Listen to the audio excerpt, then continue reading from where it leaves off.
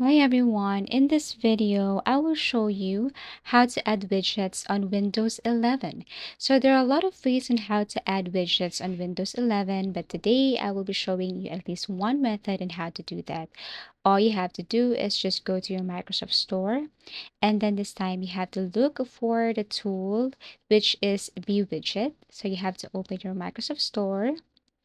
Now this time you have to go to the search icon or search menu and then search for View Widget.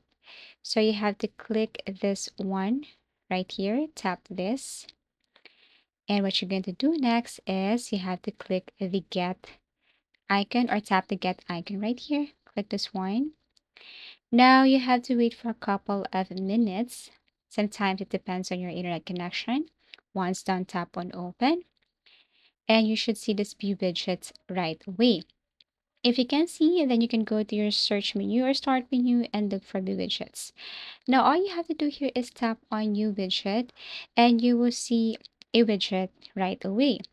You can just change this one, you can edit this, or you can basically also change the layout if you want. As you can see, this is what it looks like. Feel free to change the time, the layout, the color, everything is up to you.